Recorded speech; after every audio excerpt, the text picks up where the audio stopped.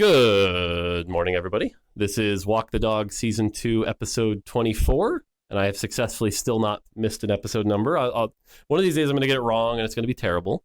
We're recording this Wednesday afternoon, so I almost get to go home, but things on live actually seem to be good. We'll have to see how the tournaments go this weekend, but so far, if you trust TFT Academy, they have no S-tier comps, so live is good. Otherwise, working in future land, and that's the current updates. But today, I am joined by a very special guest because normally it's, people I work with or people underneath me. But this is a rare opportunity of somebody who is above me in our org structure.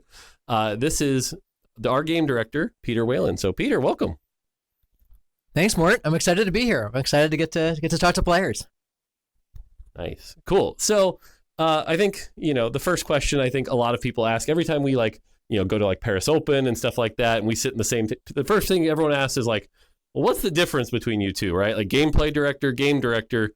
What the heck's the difference? So do you want to take that one? Sure. That's a good question. My job is to help support pretty broadly across TFT. So I help support art and product and design. So it's a lot of what features should we work on? What broadly should TFT do? What's the strategic direction that we're going? And then what does that look like? What does it feel like? And then how do I support design, both on systems design and on gameplay? So it's a pretty broad mandate across lots of different things, whereas Mort is much more focused on let's really crush all of the sets, all of the design content that we're putting into the game. Let's make sure that we're shipping a lot of amazing gameplay content rather than focus on stuff like what's our cosmetic strategy or how are we thinking about regional differences in different parts of the world. Sweet. Yeah, that sounds about right. And it's been nice because, like I said, you handle a lot of that stuff like with it publishing or art and engineering and frankly, stuff that I don't have the patience for sometimes. I think you're a much more patient person than I am. And I tend to sometimes go, why can't we just do the thing? And sometimes it's more complicated than that. So yeah, you tend to handle that stuff a lot better overall. All right, cool. So the first question I've been asking everyone is the softball question, which is just you've been on TFT for a little under 4 years now. Is that right? And, since you've been here, what's the thing you look back on that you're the proudest that you got to directly contribute to? You're yeah, glad we nailed that. Man, I'll give a player-facing one after this, but honestly, the thing I am most proud of is looking at the TFT team. The TFT team was much smaller 4 years ago. It was people were working very, very, very hard to deliver a game that was really cool, but in ways that were pretty unhealthy across the board. And over time, we've been able to, staff up, build out a team that is healthy, is high performing, just really wonderful human beings too. I talk about this sometimes, but when I come to work, there's all of the meetings I go to, I'm excited about the people that I'm going to talk to. There is no one on the team that I'm I have to talk to that person. I love the vibe that we have on the team and the people that we've got here. And so when I look at my time on TFT, if that's my only legacy, I'm really proud of that. I think that the team that we have, the way we exist within Riot is just a really wonderful place. So that's really the thing I am the most proud of. Player-facing things, I think the set cadence that we've got to moving from mid-sets to 3 sets a year was a part of having a healthier team, but also that's a cool thing to have. I think 3 sets a year have been really good. Set 10, pulling together all of the beats there, that was one of the first strategic things I worked on, was pulling together the Vegas Open and having music and having that in gameplay, having that work across Riot. We got to debut that trailer within Worlds. I'm a huge League esports fan, a huge Cloud9 fan. And so being able to debut a trailer for something I was working on within Worlds was so cool. That was an amazing moment. And having all of the set 10 stuff just land really well, I think that's one of the things I'm most proud of from something that I worked on much more directly. Nice. So a couple things we learned there. Peter says he loves all the people he gets to have with meetings, which means, there you go, we never have meetings together, clearly. I love working with The second thing we learned, I think, Acol was on a couple days ago, and he also said the 3 sets a year was a big thing for him. So, yeah, on the production side, I think that was a big thing of getting us to that point, because, man, mid-sets were a lot of work where it's like you ship a set and then you had what, 2.5 months tops to like cram it all together and get it out there. So not having to do that anymore, I think, has helped teams, because when you get over that hump where you're about to ship a set and then it's like it's out there, immediately having to kick it into high gear was just not a very healthy cadence for a lot of folks on the team. So yeah, design and art both, and that was true across all the disciplines. It was pretty rough. Cool. So this is the part where now, if you have a question for me, so that it's not just some weird interview thing, if you have anything, you can ask me anything. Oh man, I get to ask you questions all the time.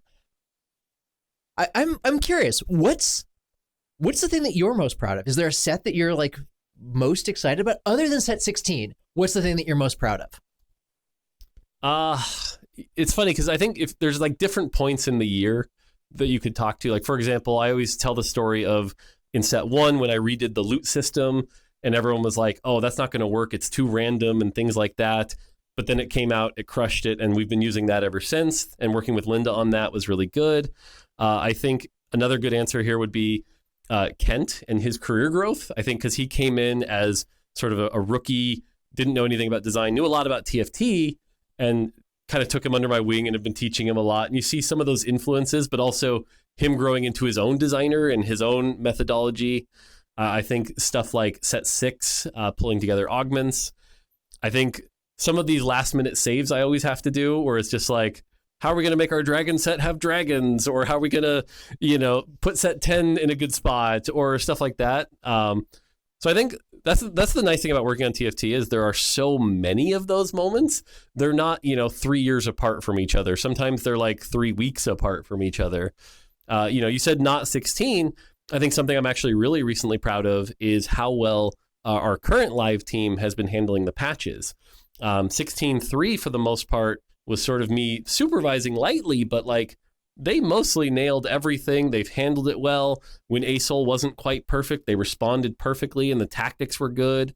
The fact that like Tim was coming in on Sunday to prep it early, which he knew, but he's also doing it while healthy and being able to take Friday off to make up for that. Like all of that combined, I think recently is seeing how the live team's growing and not needing me as much would be my most recent one, I think. So cool. That's awesome. All right. So then we have player questions.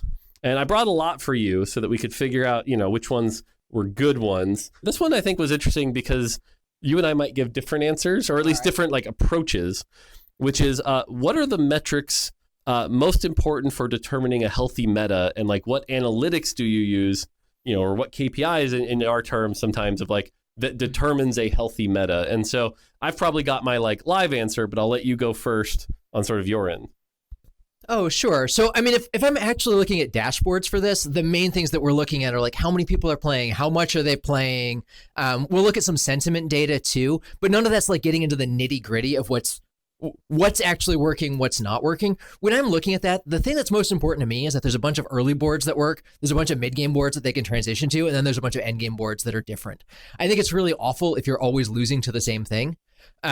And so if you're seeing the same thing over and over again, I think that's a pretty unhealthy meta. I think it's also really important that there's not just one early game plan and that your early game plan helps to dictate your late game plan. It might be the case that in the end game, you don't actually have any champs that you had at the end of stage 2. I think that's totally fine. But I think there's a sort of ship of Theseus. You're swapping them out a little bit. And so that if I look at the end of stage 2, that should have some bearing on what my end game board is. And so I think having a metagame that has a robust end game set of comps, I think was really important. And then that I feel like the narrative over the course of the game had meaning, that I was building up towards something. Even if I changed my mind, that story is valid and is important, but having that flow have some meaning rather than they're just being like, I'm going to get to level 8, I'm going to sell my board, I'm going to roll down, play whatever I hit. I think that's a dangerous place for us to end up in. Yeah, a couple things there I like. So you mentioned, early game, mid game, late game, and I think that's a good point because we've seen metas where it's unhealthy in different ways there, right? So for example, like set 6 when everyone was playing Yordle for Econ in the early game, and everyone's early game was exactly the same, even if late game was then diversified into a bunch of cool 4-cost and 5-cost comps, that's still unhealthy because everyone's playing the same way. Fast forward, let's use the Aurelion Soul meta. If everyone's playing early and mid a little differently, but they all end up in Aurelion Soul, that's also not great, because then you're just losing to Aurelion Sol every game. And so that also doesn't feel good. The other thing you mentioned there was like the KPIs around like how many players are playing and things like that. But we've also seen times where the meta is like, from a player's perspective, the meta is bad. The most famous one I always use is Warweek. Warweek was like a very bad. Oh yeah, Draven Legend. Yeah, the Draven Legend meta for a day or two. But our actual KPIs and like player numbers and hours go up. Oh yeah. And there's almost like a scary thing there where it's like sometimes those out of line things can create really memorable moments, and then you get the conspiracies of like, well, they do this on purpose to drive engagement, which clearly we don't, but like it's an interesting thought. Yeah, that I'm reminded a little bit of like the stories out of the plague coming out of ZG, Zolgrub and WoW, where you would get like the plague from the Hakar dungeon, and then people would explode and take out all of Orgrimmar or whatever. So those moments where there's something crazy that happens in a game, the Draven Legend sticks with me just because it was such a different version of TFT that I think was actually fun for a couple of days. I'm glad it didn't last longer than a couple of days, but people come back for those moments. I have a memory. This isn't TFT. I was playing the Warcraft 3 beta a long time ago, and you could get infinite stats on your heroes very easily. And so I remember playing so much that weekend. It was only up, the patch that introduced that bug went up on like a Friday, and they fixed it by like Monday or whatever. But it was fun playing with infinite stats for like a day or so. So I think some of those things are memorable. Do we ever do those on purpose? No, of course not. But I'm glad that people get good stories and that people enjoy it when it happens. Nice. All right, cool. I'll do one more player question, and then you can answer, or you can ask me one. You've talked about I've talked, I should say, context. I've talked about sometimes before how we like cut ideas. But often when I talk about that, they're like, well, what was the idea that was cut? And I'm like, well, I can't tell you because we might, use those in the future, things like that. But the question that the player was asking was, how many of these how many ideas actually get cut versus how many get through? Like, what's the ratio? And like, what do we do with those ideas afterwards? How does that all work? Like, you mentioned Ship of Theseus, or whatever. It was like, is it like mostly the same, or is it like, holy crap, we change a lot? And so again, I think we'd have different answers here, and you've worked on a lot of different games as well. So what's your answer on this one? Yeah, sure. So I think it's going to depend a little bit on exactly what we're talking about. I think when we're looking at like design for sets, I'll let you speak to that more. It varies a lot set to set, but let's, call it something like 70%, generally speaking, what the initial thing is to the end thing. Sometimes less than that, sometimes more than that. I think that's a pretty healthy spot to land in. Now, figuring out exactly what the 30% is that's wrong might change over time, and you might bring back things, but that's fine. In my world, I'm more spending time thinking about features that we're going to do, or what direction should TFT go in. And so a lot of that is we'll do like big team-wide brainstorms. Right now, we're starting to think about what are we going to do for 2027? What are the big beats that we're going to have? What are our strategic bets? What are the big features that we want to ship? And so we'll do big brainstorms. Like engineering will sit down and brainstorm a bunch of features that they're excited for, and art will do that, and design will do that, and then also our like gameplay team and our cosmetics team and so on. And then we get a lot of ideas out of that. We might get hundreds of ideas, and we're only able to do 5 of them, 6 of them, depending on the size of the thing that we're talking about. We'll do a couple of big ones, a couple medium ones, and then a bunch of little ones. And so there, we're going to ship a very small percentage of the ideas that come up. Those other ones aren't often cut. Sometimes whatever people are driving at in that, we're able to capture in a different feature. Like sometimes we can combine some of them together into something that's better. Sometimes they just get pushed out. It's not that uncommon that someone will pitch a really cool thing, and we won't do it for next year, or we won't do it for the year after. But the year after it happens, and then it's awesome. I think when we're looking at some of the PvE exploration that we've done with like talkers into Oceans, people have been talking about PvE and TFT and various versions of that for a long time. And so I think that's a good example of something where it doesn't really feel cut. It's just kind of pushed out to whatever the right moment is for it. Yeah, I think that's a good answer. Like you said, the fact that like if you talk about like cut brainstorm ideas, then yeah, the answer is like 0.05% get through. I'll actually use set 16 as an example for a more practical thing. I went back and looked at the very first draft of set 16, and like some of the stuff like is still there, right? Like Annie and Tibbers was a 5 cost in the original draft, didn't change. Lucian and Senna being the same unit was in the original draft, didn't change. But at the same time, in the original draft, Soraka and Janna were 5 costs. And over time, it just didn't really make sense. We had better outputs, so they got pushed aside. Another example was originally I had like traitless units. Hilariously enough, I had Rammus in the very first draft and like a couple other units that were like didn't really fit anywhere.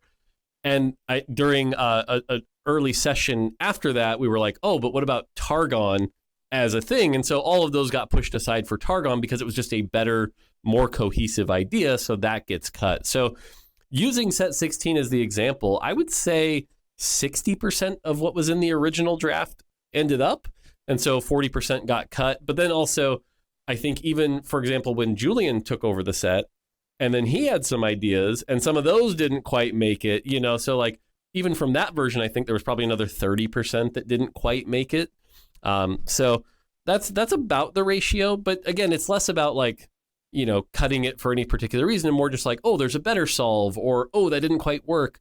Even in the like testing phase where we're like play testing the game and things like that, it's, you know, if it's just not working, you might have to get rid of it or change the traits. A good example here is Fizz for the longest time was Disruptor until about a month before PBE. And it was like, oh yeah, this annoying assassin who goes back there and kills you and also lowers your damage was like a little much. And so eventually we just had to cut the trait off of him. So that's kind of like the gameplay specifics, but yeah, cool. Yeah, on my list for things we had early on in 16 that we couldn't make it, we had some cool characters from broader Runeterra, and just for various reasons, production-wise, it just didn't work out for us to continue to expand. We were already doing 100 champions, so going even broader and, you know, adding all of the new stuff didn't work out, but some of that exploration was cool, and every time we've been able to work with folks like the lore team, it's been really wonderful to get to collaborate. There's a bunch of people contributing to the League IP, and TFT is happy to ingest all of it. Cool. All right, so I'll let you ask me one more question if you've got another one. Oh man, I had another one at the time. Oh, if you could wave a magic wand, and you have tons of power to do this stuff, if you could wave a magic wand and like just add a couple of things to TFT or do some things in TFT, what's the thing that you're most excited to do? Ooh, most excited. Oh, see, it's funny. Ken asked a similar question yesterday, which was like, if you could wave your wand and fix 2 things, what would you do? But you're thinking more dreamy. Oh man. Yeah. We're doing planning now. I know. Well, this is hard because like in these kinds of conversations, I always have to be careful because like you said, I do kind of have some power. After, that's fine. Right. Some of it I might have to like not tell you, but I'll cook off one of your answers, which is you were mentioning that like we did, you know, talkers and Aushens, right? And I helped with early talkers. I think continuing down that rabbit hole would be something that would be a lot of fun. I think there'd be some pretty cool stuff to do there. I also think, to me, set 16 was sort of a big innovation in TFT of like what TFT is. I think finding the next step is a lot of fun. I think doing that is a challenge and takes time. And I think we've learned sometimes that like when you're doing something that's like risky, it may not work out. And considering our crazy schedule, it's sometimes hard to justify spending time on something that isn't going to work out. I always famously remember, it was right around set 5 or 6, I think it was before you even got here, we had done an experiment where we wanted to add a stat to every character that was mana per attack. The idea being we were dealing with Guardian Angel Ari in the front line and how she was generating mana. And so we were like, well, if she generated like 30 mana per auto, then taking a bunch of damage wouldn't be that good, and you could put her on the back line. And so we built this all out. The mana bar had like little pips to show like how much you would get. And like we had this whole system, we put it in and we were playtesting it. And we were just like, this is confusing. This is obnoxious. This makes items really weird. And we cut it. And we just were like, nope, this didn't work out, right? But it was a good time to spend researching and thinking about that kind of system. But at the same time, it was sort of like, man, we just wasted a bunch of key designers' time to essentially ship nothing, which is hard.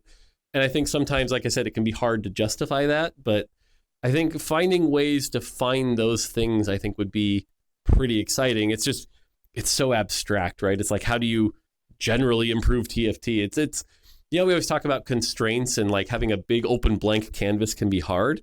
that's a big open blank canvas of just like, make TFT better, and so that's one that you could go down that rabbit hole and never come back. But I think those are probably the two answers that I could give in this room. So, well, if you got other ones, I want to hear about them. We should definitely talk about that off camera.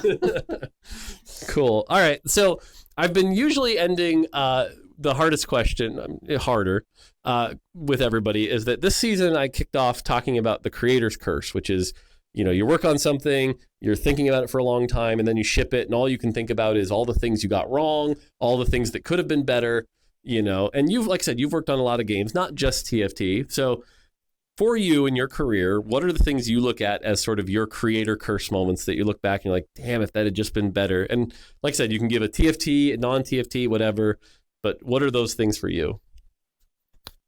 Oh man, there's a million of them. I mean, if I look at Dream Quest, there's so much I learned from that one. Yeah. If I look at Hearthstone, like I led a whole bunch of sets there. There's plenty of stuff I could talk to, but it's weird talking about them not working at Blizzard anymore. So I'll stick to the TFT stuff. A couple of things. God, there's a bunch there too. Some of the worst ones aren't things that, they're the projects that got cut or things that impact the team, that kind of thing. Where it's like, these are real moments to learn from and do better at. Some ones that are more player facing. 9 and 10 were relatively early in my tenure here that we started working on those. And so there's a couple of things with those. Commanders with set 9. I think the idea of like, we've got all these players, they don't have something that they identify with specifically. They don't necessarily identify with their little legend or their chibi. They don't necessarily identify with the comp that they're playing because they're playing flexibly. What can we give them where they're like, oh yeah, I'm a Nocturne main, I'm a Rammus main, I'm a Malzahar main. How can we get that identity for TFT? I think that was a cool starting pitch. I think the reality of where set 9 was in development and how much time we had to do it, the number of people that we had to do it, we weren't able to like go really ambitious. We had a bunch of good dreams with where we could take commanders, and instead we ended up taking a really cool system that gives people lots of flexibility and taking away the flexibility and making it more consistent and making it less fun in augments. And so while commanders landed really well for certain subsets of the population, there were lots of people who really loved that consistency and also who liked the identity piece. I do think that we took something that people really liked and made it less fun, and I have a lot of regrets there. I do think the visuals around Commanders, lots of them were really cool. Around Legends. Sorry, it shipped as Legends. We call it Commanders internally for a long time.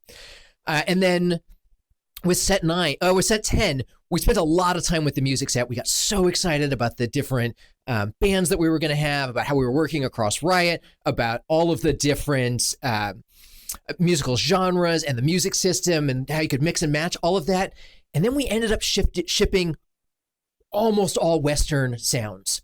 So things that were very, very centered around like, America and American taste. And it turns out TFT is very much a global game. Yep. We've got players in Korea, we've got players in Vietnam, we've got players in France, all around the world who all like different music. And so I think if we come back to a music set at some point, and when we revisit thinking about that, one of our goals is to be much more globally resonant. We think about that a lot more with our other sets and the decisions that we're making there. How is this going to speak to players all around the world, not just players in the US or in regions that we talk to regularly, English-speaking regions? Nice. Those are good answers. And I didn't tell you this beforehand, but Kent was on yesterday, and his answer for Creator Curse was also Legends. so clearly some ways we could have made it better. I think someday. Yeah. Someday we'll find a great version. Cool. Well, I think we're almost at time. So Peter, thank you for joining me. We usually close off with, I'll hand you the mic, and if there's anything you want to talk about or anything you want to say, it's a good opportunity, since I know they usually hear from me, every other day, but they don't get to see you that often. So if there's anything you want to say to them, now's your time. For sure. Yeah. Thanks for having me on. It's great to get to talk to people. It's great to talk about this stuff. I just want to thank our player base. We're so grateful for the number of hours that you put into TFT, the amount of love that you show at TFT. I think that our community is really wonderful. Mort might have some different interactions with the community sometimes, but like whenever I've gotten to talk to players, and even when we see players talking to each other, they're generally really wonderful to each other. And so I just want to say how appreciative I am for all of the people that are playing TFT, the amount that you're doing it, and the love that you show the game and the team. So thank you. Cool. Yeah, and for the most part, I agree. I think like Paris Open in particular really shows like really those are moments where the community really comes together, and it's nice to see. So cool. Well, again, Peter, thank you. That's it for Walk the Dog today. I'll be back tomorrow for one last time because this will go live Thursday. I'll have one more guest tomorrow, and then I get to fly home, and then you're back to watching me walk in circles in my office, and so that'll be that. So cool. All right, that's gonna do it for us. Until next time, take it easy.